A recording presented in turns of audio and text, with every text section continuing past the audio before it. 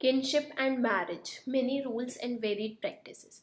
बंधुता एवं विवाह, अनेक नियम और व्यवहार की विभिन्नता। अब फाइंडिंग आउट अबाउट फैमिलीज, परिवारों के बारे में क्या जानकारी मिली। अब बहुधा पारिवारिक जीवन को सहज ही स्वीकार कर लेते हैं। हम जो है फैमिली लाइफ को फॉर ग्रांटेड ले लेते हैं, लेकिन आपने देखा होगा कि सभी परिवार एक जैसे नहीं होते। सारी फैमिलीज जो है वो आइडेंटिकल नहीं होती। पारिवारिक जनों की गिनती, नंबर ऑफ मेंबर्स, एक दूसरे से उनका रिश्ता, क्या रिलेशनशिप है उनका एक दूसरे के साथ, उनके क्रियाकलापों में भी भिन्नता होती है, उनकी एक्टिविटीज जो वो करते हैं, शेयर करते हैं, उनमें भी डिफरेंसेस होते हैं। कई बार एक ही परिवार के लोग जो है भोजन और अन्य संसाधनों को, रिसोर्सेज को आपस में मिल बांट कर इस्तेमाल करते हैं, एक साथ रहते हैं, काम करते हैं और अनुष्ठानों जो रिचुअल्स हैं उनको जो है एक साथ परफॉर्म करते हैं। परिवार एक बड़े समूह का हिस्सा होता है। लार्जर नेटवर्क ऑफ पीपल जो है इसमें इंक्लूडेड होते हैं, जिन्हें हम समधी कहते हैं, रिलेटिव्स कहते हैं। तकनीकी भाषा का इस्तेमाल करें तो हम संबंधियों को जाति समूह कह सकते हैं। क्या कह सकते हैं मोर टेक्निकल टर्म में? किन फोक, जिसे बोलते हैं जाति समूह। पारिवारिक रिश्ते जो हैं, फैमिलियल टाइज जो हैं, उन्हें नेचुरल समझा जाता है, नैसर्गिक जिसे कहते हैं, नेचुरल, और वो रक्त संबंध होते हैं, खून के रिश्ते जिसे हम कहते हैं। लेकिन इन संबंधों की परिभाषा अलग अलग तरीके से की जाती है, इन्हें जो है डिफाइन अलग अलग तरीके से किया जाता है। कुछ समाजों में भाई बहन जो है वो कजन्स को भी जो है ब्लड रिलेशंस में काउंट करते हैं, और कहीं पर नहीं। तो कहीं पर चचेरे मसेरे भाई कजन्स जो हैं उनको भी, उनसे भी खून का रिश्ता माना जाता है, और किन्हीं किन्हीं समाजों में ऐसा नहीं माना जाता। आरंभिक समाजों में बात करें, अर्ली सोसाइटीज की बात करें, तो इतिहासकारों को विशिष्ट परिवारों के बारे में जानकारी आसानी से मिल जाती है, लेकिन सामान्य लोगों के पारिवारिक संबंधों को पुनर्निर्मित करना मुश्किल हो जाता है। जो एलीट फैमिलीज हैं, बहुत बड़े बड़े रिच लोग हैं, उनके बारे में इंफॉर्मेशन आसानी से मिल जाएगी, लेकिन जो ऑर्डिनरी पीपल हैं उनके बीच में जो संबंध है, विचार है, वो ढूंढना जो है, पारिवारिक संबंध है, वो मुश्किल हो जाता है। इतिहासकार जो है परिवार और बंधुता संबंधी विचारों का भी विश्लेषण करते हैं, इन्वेस्टिगेट करते हैं, एनालाइज करते हैं, एटीट्यूड क्या है लोगों का फैमिली और किनशिप के तरफ। इनका अध्ययन इसलिए ज़रूरी होता है, इम्पॉर्टेंट होता है, महत्वपूर्ण है, क्योंकि इससे लोगों की सोच का पता लगता है कि लोग क्या सोच रहे हैं। इससे पता लग रहा है कि लोगों की थिंकिंग कैसी है, किस तरह से वो सोचते हैं, और इन विचारों ने लोगों के क्रियाकलापों को प्रभावित किया होगा, कि ये जो भी आइडियाज़ हैं इन्होंने उनके एक्शंस को शेप किया होगा, और इसी तरह व्यवहार ने विचारों पर भी असर डाला होगा।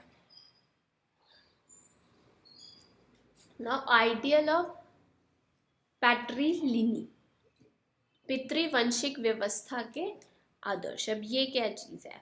क्या आप उन बिंदुओं को, उन पॉइंट्स को निर्दिष्ट कर सकते हो, पहचान सकते हो, आइडेंटिफाई कर सकते हो जब बंधुता के रिश्तों में परिवर्तन आया, जब किनशिप रिलेशंस जो है उसमें बदलाव आया?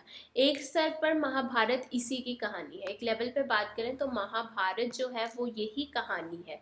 ये बांधवों के दो दलों, कौरव और पांडवों के बीच भूमि और सत्ता को लेकर हुए संघर्ष का चित्रण है। ये हम सब जानते हैं, कजिन्स के बीच में लड़ाई हुई, कौरव और पांडव के बीच में, जो एक ही रूलिंग फैमिली से बिलोंग करती थी, दैट ऑफ कुरुज। दोनों ही दल कुरु वंश से संबंधित थे, जिनका एक जनपद पर जो है कब्जा था, शासन था। ये संघर्ष एक युद्ध में परिणत हुआ, एक युद्ध हुआ, कन्फ्लिक्ट हुआ, जिसमें बैटल खत्म हो गया, जिसमें पांडव जो है वो विजय हुए। इनके उपरांत पितृवंशिक उत्तराधिकार को उद्घोषित किया गया।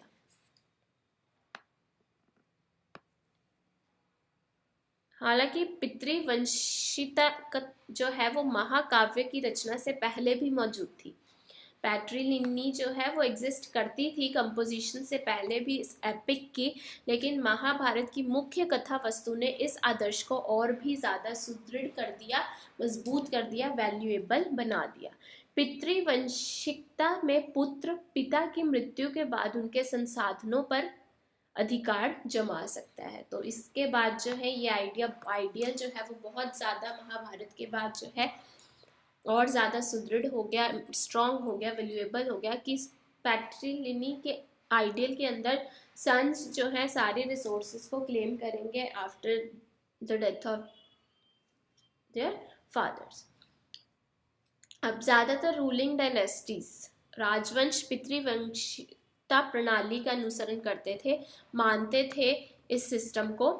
हालांकि इस प्रथा में विभिन्नता थी, वेरिएशंस थे इसको प्रैक्टिस करने के जो है। कभी कभी पुत्र न होने पर एक भाई दूसरे का उत्तराधिकारी हो जाता था। जहाँ पर अगर सन नहीं है, बेटे नहीं है, तो किसी सिचुएशंस में ब्रदर भी जो है सक्सीड कर लेते थे, उत्तराधिकारी बन जाते थे। तो कभी बंधु बांधव सिंहासन पर अपना अधिकार जमाते थे, किन्समैन क्लेम करते थे थ्रोन को। कुछ विशिष्ट परिस्थितियों में स्त्रियां जैसे प्रभावती गुप्ता सत्ता का उपभोग करती थी। कुछ एक्सेप्शनल सर्कमस्टांसेस में वुमेन भी जो है वो आगे आई जिन्होंने सत्ता को संभाला। पितृवंशिता के प्रति झुकाव शासक परिवारों के लिए कोई अनूठी बात नहीं थी, कि वो कंसर्न था उनका पैट्रीलिनी के लिए, वो कोई यूनिक चीज़ नहीं थी। ऋग्वेद जैसे कि कर्म कांडीय ग्रंथ के मंत्रों में भी ये बात जो है स्पष्ट होती है।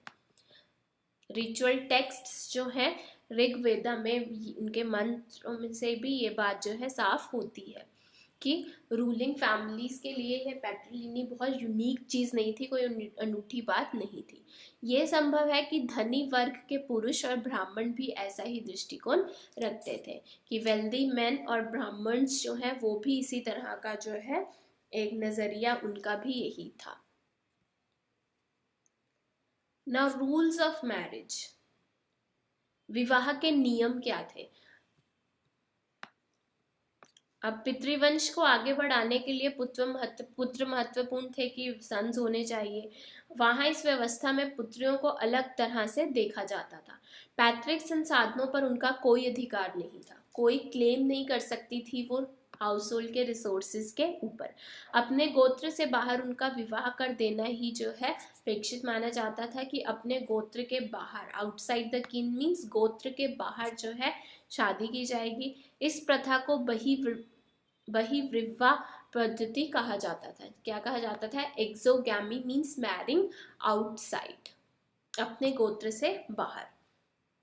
इसका मतलब ये था कि ऊंची प्रतिष्ठा वाले परिवारों की कम उम्र की कन्याओं और स्त्रियों का जीवन जो है बहुत सावधानी से नियमित किया जाता था, केयरफुली रेगुलेट किया जाता था, जिससे उचित समय और उचित व्यक्ति से उनका विवाह किया जा सके। इसका प्रभाव ये हुआ कि कन्यादान और विवाह में कन्या की भेंट को पिता का महत्वपूर्ण धार्मिक कर्तव्य माना जाता था। आज भी आप देखते हैं तो कन्यादान और गिफ्ट ऑफ डॉटर मैरिज में ये एक रिलीजियस ड्यूटी होती है फादर की, जहाँ पर फादर जो अपनी बेटी का कन्यादान करता है, एक रिलीजियस ड्यूटी मानी जाती है फादर की।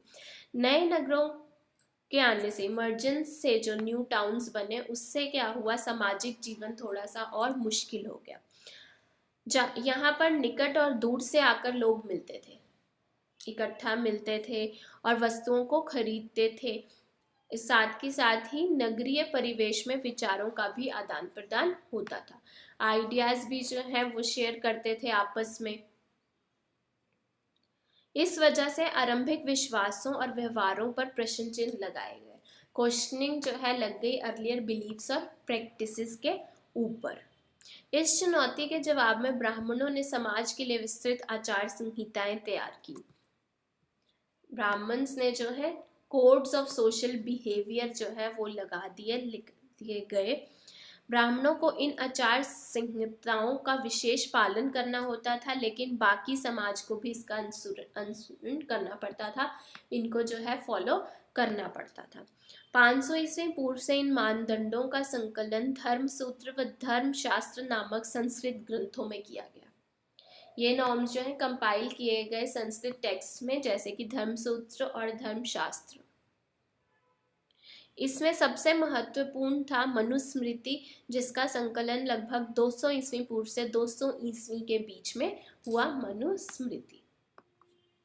अब हालांकि इन ग्रंथों के ब्राह्मण लेखकों का ये मानना था कि उनका दृष्टिकोण सार्वभौमिक है और उनके बनाए नियमों का सबके द्वारा पालन होना चाहिए, लेकिन वास्तविक सामाजिक संबंध कहीं और मुश्किल थे। जो रियल सोशल रिलेशंस थे वो और ज़्यादा कॉम्प्लिकेटेड थे। इस बात को भी ध्यान में रखना ज़रूरी है कि उपमहाद्वीप में फैली क्षेत्रीय विभिन्नता और संचार की बाधाओं की वजह से भी ब्राह्मणों का प्रभाव जो है वो सार्वभौमिक कदापि नहीं था, ऑल परवेसिव नहीं था। इन्फ्लुएंस ब्राह्मण्स का पूरी तरह से फैला हुआ नहीं था। दिलचस्प बात यह है, इंटरेस्टिंग इसमें यह है कि धर्मसूत्र और धर्मशास्त्र विवाह के 8 प्रकारों को अपनी स्वीकृति देता है। 8 फॉर्म्स ऑफ मैरिज जो है वो रिकॉग्नाइज करता है। इनमें से पहले 4 उत्तम माने जाते हैं। फर्स्ट 4 जो है वो गुड कंसीडर किए जाते हैं और बाकियों को निंदित किया गया है, कंडेम किए गए हैं। तो ये विवाह पद्धतियां उन लोगों में प्रचलित थी जो ब्राह्मणीय नियमों को अस्वीकार करते थे। जो कंडेम की गई वो लोग प्रैक्टिस करते थे जो ब्राह्मणिकल नॉर्म्स को एक्सेप्ट नहीं करते थे।